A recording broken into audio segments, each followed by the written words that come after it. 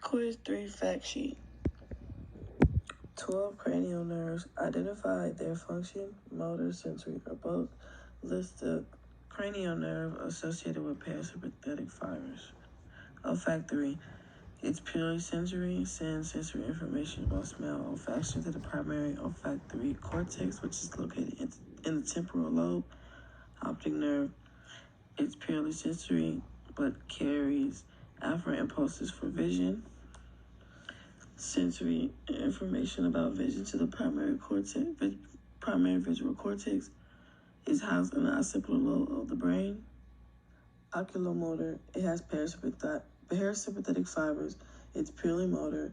The sensory component is the proprioceptors, which are stretch receptors, and the inferior branch is associated with parasympathetic fibers. The trochlear nerve is the smallest cranial nerve. It's purely motor.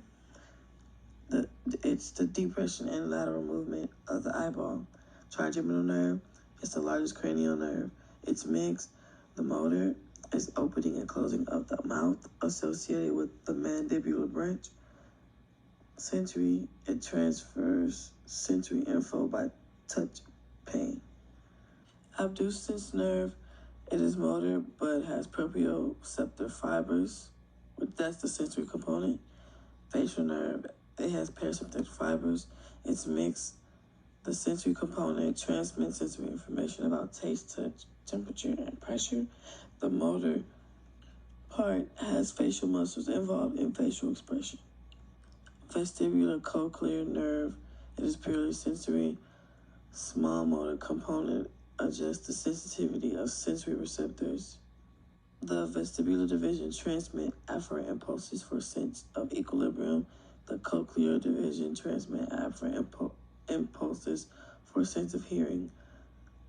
Glossopharyngeal nerve has parasympathetic fibers, is mixed, it has a somatic motor component and visceral sensory.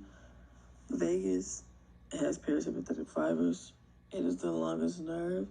It's mixed. It has a somatic motor, which will innervate skeletal muscles associated with the pharynx, which is the throat, and the larynx, which is the voice box. And the motor component is parasympathetic. Accessory nerve, it is mixed but primarily motor.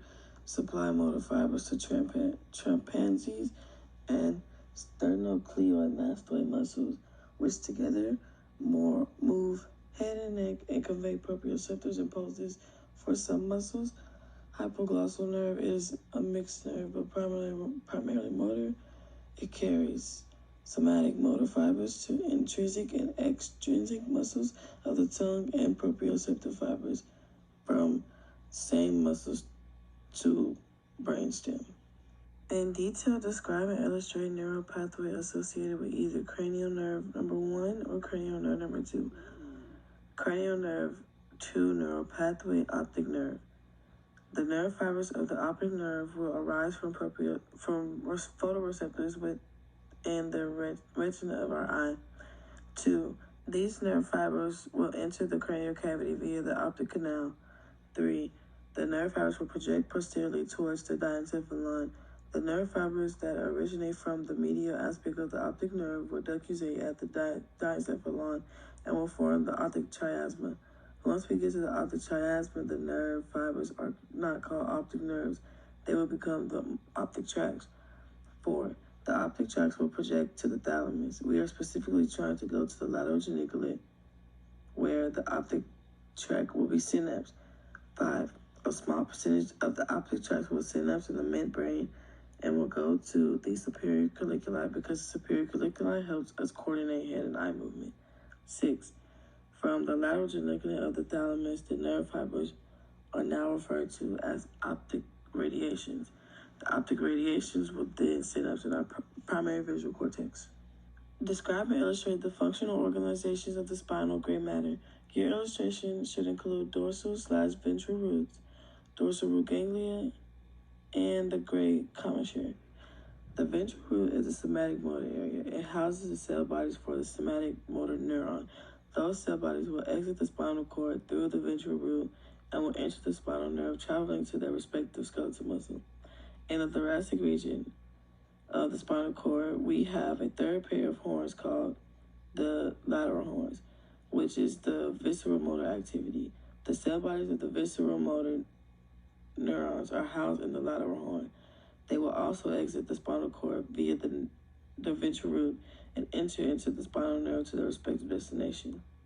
The dorsal horn is called the visceral sensory and somatic sensory because housed within the dorsal horn, we have interneurons that receive sensory input from the visual sensory nerve fibers or from somatic sensory nerve fibers.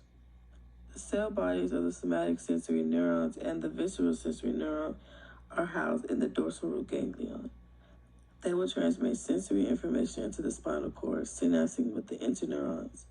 Those interneurons will exit the spinal cord via the ventral root, will start in the dorsal root ganglia, which is the location of their cell bodies, and will enter the spinal nerve to go to their respective destinations.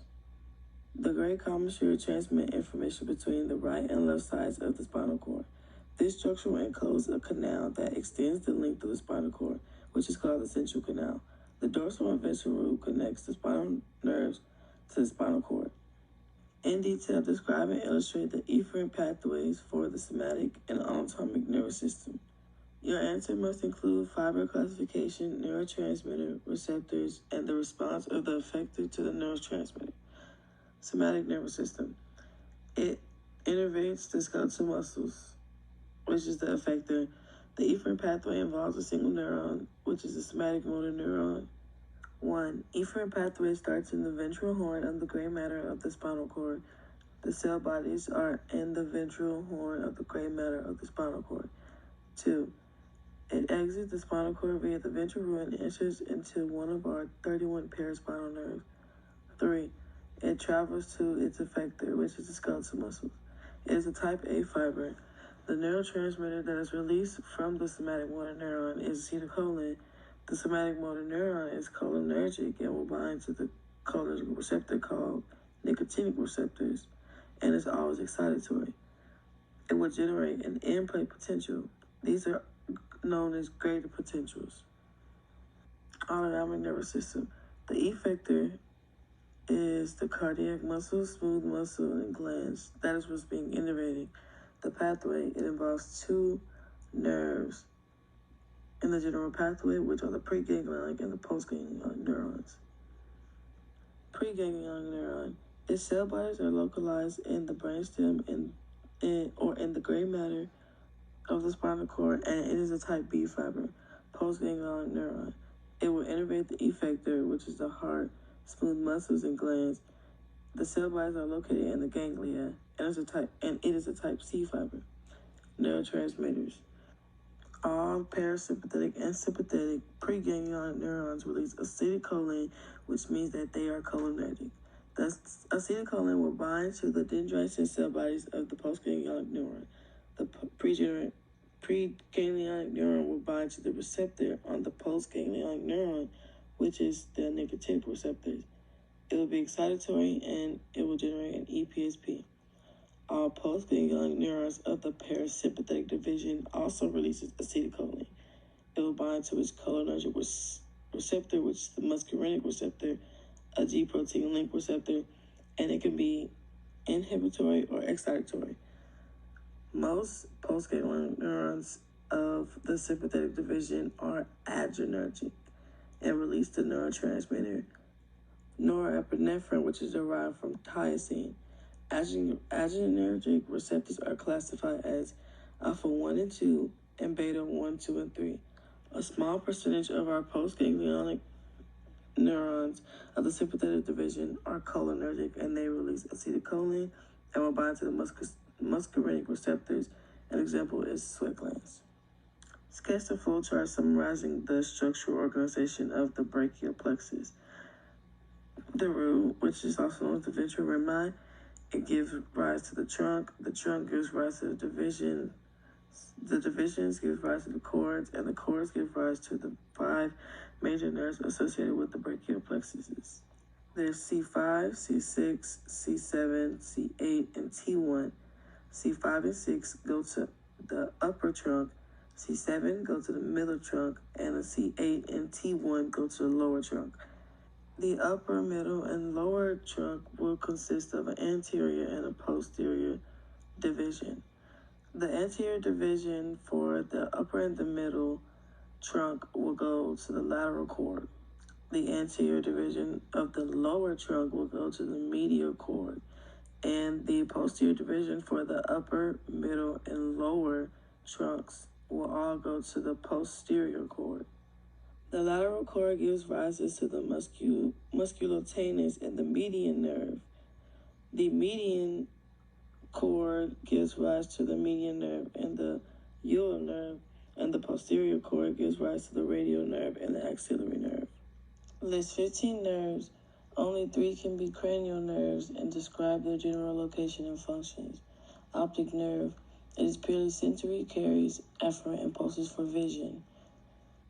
Olfactory nerve. It is purely sensory and it carries info about smell and olfaction. Trochlear nerve. It is the smallest cranial nerve.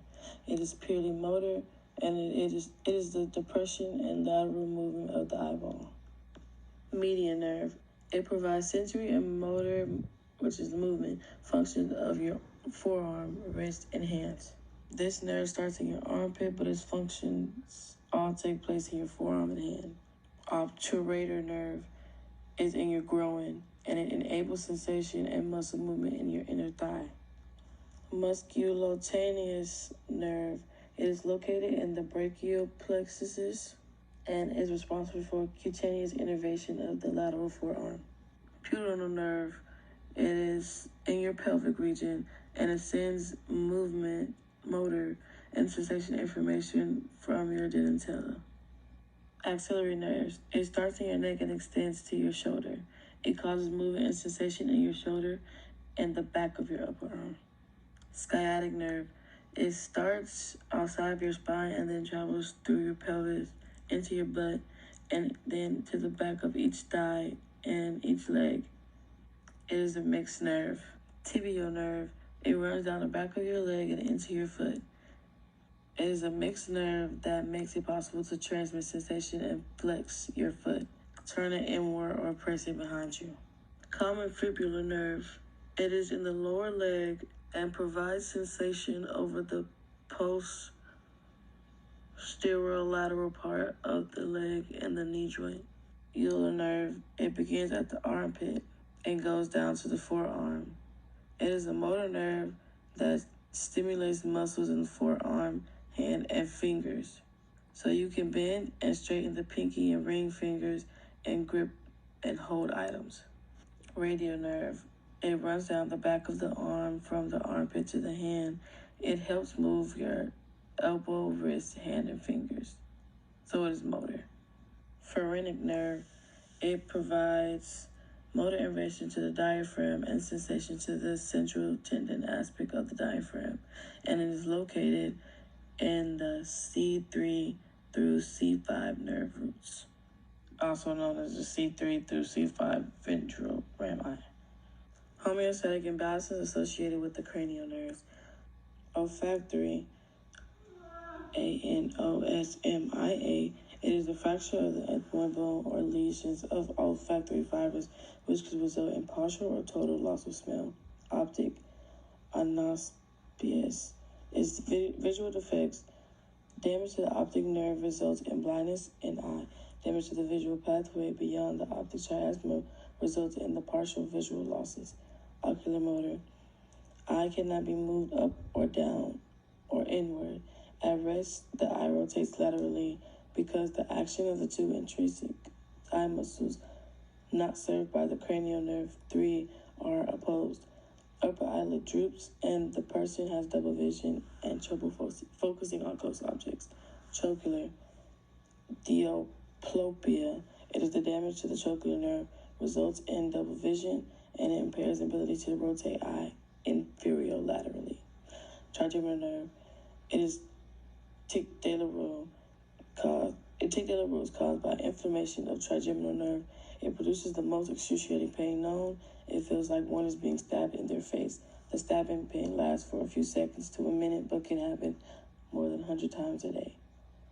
Thought to be caused by a loop of artery or vein that compresses the trigeminal nerve. near its exit from the brainstem. Abducens. In the abducens nerve paralysis, the eye cannot be moved laterally. At rest, the eyebrow rotates medially. Facial. Bell's palsy. It is characterized by paralysis of facial muscles on affected side and partial loss of taste sensation. It is caused by inflamed and swollen facial nerve, possibly due to herpes simplex 1 viral infection, and it can develop rapidly overnight. Vestibular cochlear.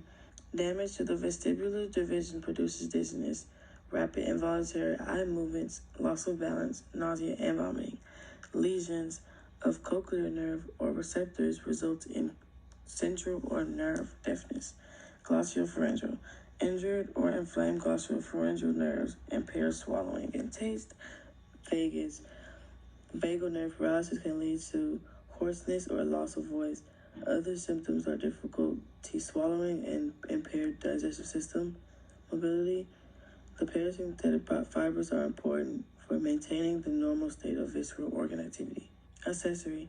Injury to one accessory nerve causes head to turn toward the injury side as a result of sternocleidomastoid muscle paralysis. Shrugging that shoulder becomes difficult. Hypoglossal.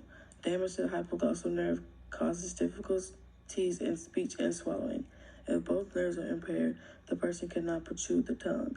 If only one side is impaired, the tongue points toward affected side. Eventually, paralyzed side begins to atrophy.